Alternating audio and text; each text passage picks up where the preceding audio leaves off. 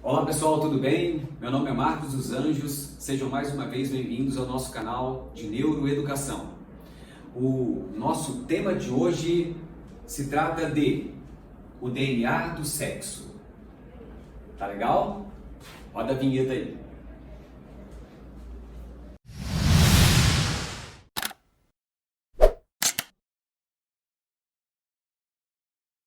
Muito bem, pessoal, então, dando início ao tema de hoje, o DNA do sexo, nós começamos a tratar desse assunto de uma maneira que o objetivo é tornar sexo, a conversa sobre sexo, tanto nas escolas, como em casa, como com a família, sexo e sexualidade, um assunto mais fácil de ser tratado.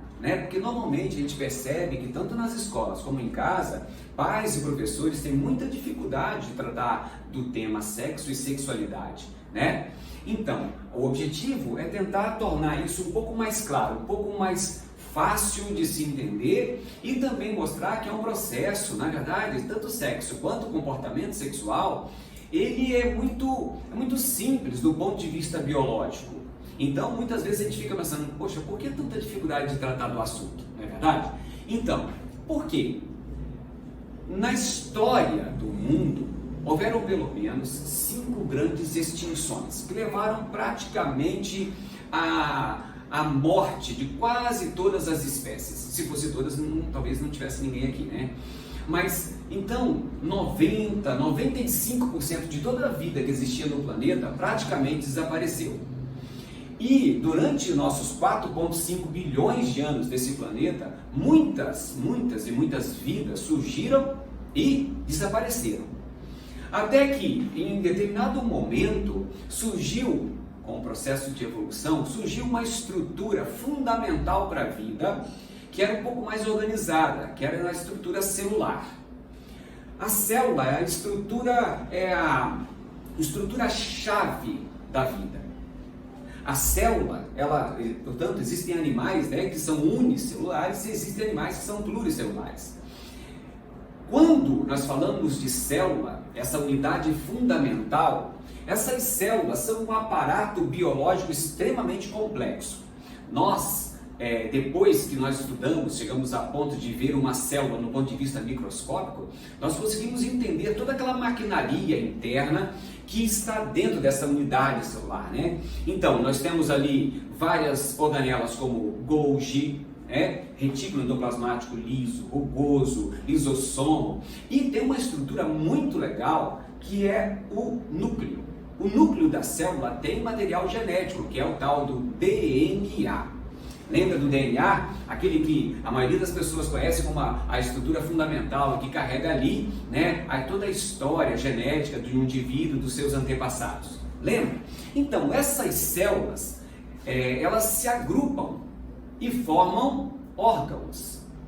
À medida que esses órgãos se agrupam de acordo com as funções que cada um possui, eles formam sistemas.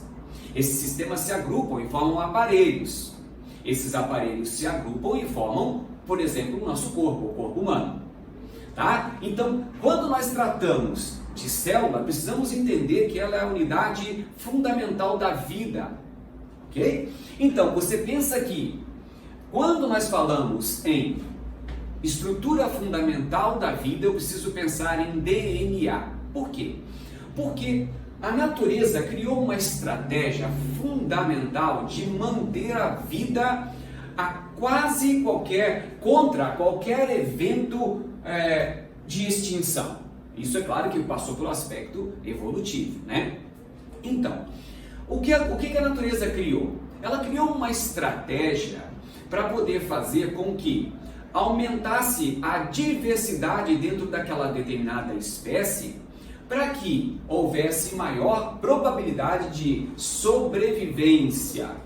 Bom, aí você pensa comigo o seguinte: se todos nós fôssemos clones, imagina, todos nós fôssemos clones, indivíduos totalmente iguais. Se nós tivéssemos aqui, se sofrêssemos uma grande infecção, uma grande comprometimento, sei lá, pensa em um grande cataclisma, né? Ou pensa numa grande infecção viral que se espalhasse pelo planeta, bacteriana e tal. Se nós fôssemos clones e todos nós fôssemos iguais, se nós tivéssemos o azar desse elemento, né, dessa substância, desse cataclisma, desse vírus, dessa bactéria, dela destruir a nossa vida, destruiria de todos aqueles que são o clone, então a vida desapareceria. Então a natureza criou essa estratégia. O que ela fez? Ela pegou o DNA, que é essa estrutura fundamental, pegou o DNA do macho, pegou o DNA da fêmea, juntou e cria, a partir daí, um indivíduo único. Olha que legal. Pega um pai, pega uma mãe, ou pega um macho e uma fêmea, e pegam 23 cromossomos de um, 23 cromossomos do outro, e depois faz o quê? Junta isso. E daí vai nascer um filho com características do pai e da mãe, mas que não é o pai e a mãe, é um indivíduo totalmente novo. Isso faz com que, agora você imagina isso acontecendo em larga escala. Então, muitas vezes o que faz um pai ou uma mãe sucumbir pode permitir que o filho se mantenha vivo. Olha como é interessante a questão quando nós tratamos do aspecto de evolução. Quanto maior a diversidade de indivíduos, quanto maior a variedade de indivíduos, a maior é a chance de sobrevivência e, portanto, da manutenção da vida. Então, quando nós falamos isso, qual é o grande misturador de DNA que a natureza criou? Exatamente o sexo. Então, qual é a proposta do sexo? Aumentar as possibilidades de sobrevivência da espécie no ponto de vista dessa variedade. Por quê? Porque é difícil, com o passar do tempo, nós vamos envelhecer. Então, às vezes, é muito mais difícil tentar reparar aquilo que está velho do que fazer alguém novo. E, portanto, mantém a vida. No ponto de vista evolutivo, é muito mais inteligente pegar o material genético que nós temos e passar para os nossos descendentes, aumentando a chance de sobrevivência da nossa expressão de gene. Ou seja, você imagina que você nada mais é do que um monte de história, né? A história do seu bisavô, do seu tataravô, e essa história toda está em você hoje. Então depois você pega isso e passa para o seu filho. Então agora você pode morrer. Já passou parte da informação para frente, então tranquilo. Isso faz com que a história da sua vida e dos seus antepassados persista naqueles que virão de você. Por isso que quando nós falamos em sexo é difícil, eu percebo, né, que algumas pessoas sentem muita dificuldade em tratar do assunto com os filhos ou então na própria escola. Mas se você partir do princípio que na verdade a proposta era muito biológica no início, ou seja, manter a vida, aumentar a probabilidade de manter a vida no planeta daquela espécie, né? Então fica muito fácil, fica muito claro que não tem aí um grande segredo a ser revelado ou um grande medo a ser revelado. Por quê? Porque nada mais é do que uma condição biológica. Daí o que aconteceu? Vamos lá.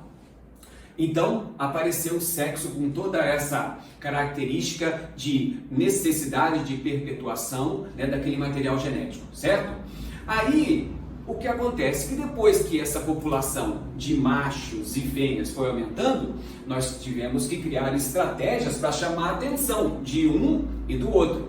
Então, a partir daí, todo o nosso aparato, todo o nosso instrumental, né, instrumental sexual, teve que sofrer algumas elaborações. Daí apareceram comportamentos sexuais mais elaborados. E, portanto, a sexualidade de um e a sexualidade do outro aparece de uma forma diferente, né? Mas tudo isso vem dessa condição biológica de proposta geral de manter a vida. Então, se você pensar dessa maneira, não deveria ser, mais uma vez, difícil um pai tratar com o seu filho, uma mãe tratar com o seu filho, os assuntos relacionados à sexualidade, a sexo. Por quê? Porque isso faz parte da condição biológica humana, né? Muito melhor que nós pais, mães, conversemos com nossos filhos com essa clareza biológica, com o respeito que a biologia exige, né?